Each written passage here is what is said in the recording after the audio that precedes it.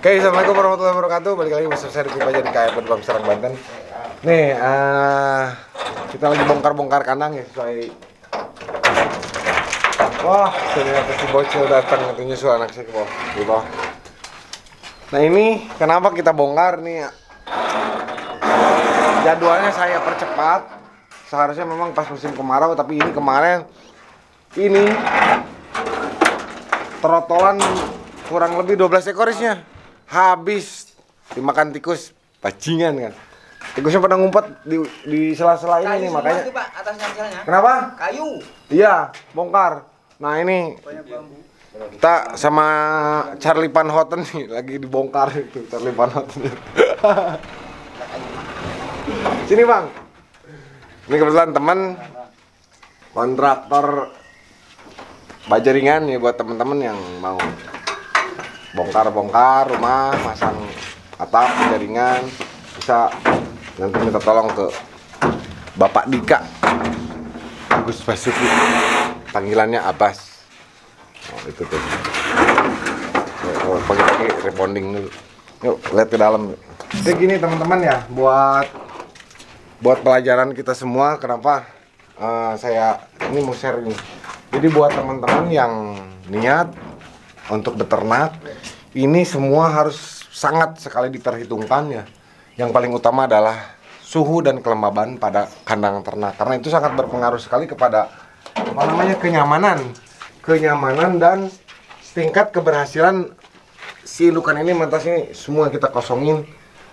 Ini kelemahan kandang saya adalah kalau lagi sekarang ini nih, alhamdulillah sebetulnya burung lagi rajin-rajinnya produksi sebenarnya, hanya karena daripada terganggu dan memang habis sama tikus. Jadi kita amankan semua dulu indukan, karena kemarin 12 ekor selamat cuma 1 ekor habis dibantai sama tikus brengsek itu. Aduh, saya juga bingung lah. Entah kenapa, biasanya sih nggak ada ya, biasanya nggak ada tikus. Ini kandang kurang lebih usianya sudah 5 tahun ya, kandang ini 2016 saya mulai di sini. Ini saya beberapa kali renov, ini final terakhir kali saya mau renov. Nanti akan saya buat outdoor ya, jadi air hujan dan cahaya matahari masuk ke dalam biar si burung sehat. Jadi ini kelemahannya ketika kita musim kemarau, ini kondisi panas, kering, nggak ada angin, makanya renovasi terakhir kita kasih lubang ini, tapi ternyata kurang besar. Ini kita mau gedein lagi lubangnya. Jadi renovasi terakhir tuh kayak gitu. Ketika musim kemarau, saya masuk ke ruangan dalam, ini suhunya panas banget. Bisa di atas 35 derajat. Di atas 35 derajat. Suhu siang sampai sore hari. Tapi ketika malam bisa turun sampai di bawah 25 derajat. Nah, ini yang menyebabkan burung ini cepat mabung, bahkan kondisi telur sampai kering. Tuh, lihat. Sampai habis nih saya. Ini indukan betinanya yang baru kita jodohin. Habis. C6 ini sih. Nih, siapa? Siapa?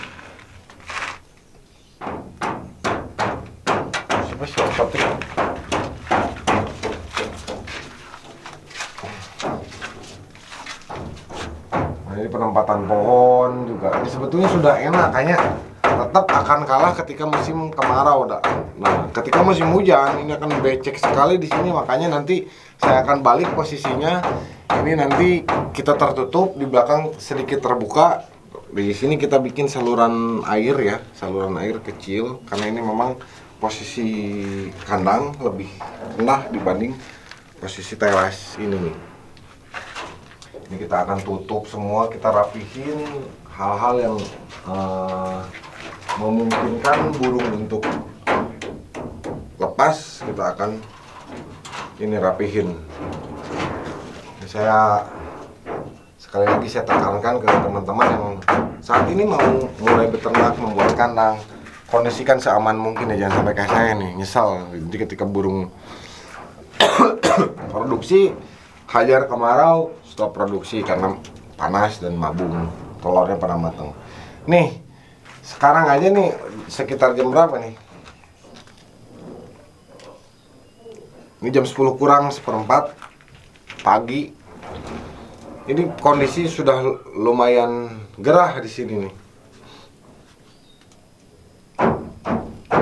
Ini sudah 29 derajat pagi ini, apalagi siang. Nah ini bahaya karena murai batu itu di habitatnya dia adalah burung dengan kebiasaan hidup di dataran rendah, sebetulnya biasanya di kebun-kebun bambu. Nggak pernah dia bertengger di atas pohon kayak tengkek buto gitu kan, yang sarangnya di puncak pohon.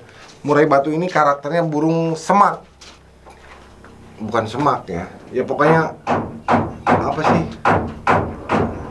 ya, artinya si pohon-pohonnya ini nggak terlalu tinggi. Biasanya kan dia bersarang di lubang-lubang pohon ini, apa namanya, bambu gitu kan, pohon-pohon kecil yang berlubang gitu. Biasanya dia di lubang pohon yang tidak terlalu tinggi dan dekat ke sumber air. Jadi bisa dipastikan bahwa habitat untuk murai beranak pinak itu, berkembang biak itu adalah di dataran rendah, lembab, dan dekat ke perairan gitu. Itu sumber makanannya kan cacing ya kalau di alam. Nah, jadi di air ini sangat masuk akal sekali. Nah, makanya kita akan siasati kandang biar semasuk akal mungkin, biar si burung ini produksinya rajin gitu ya.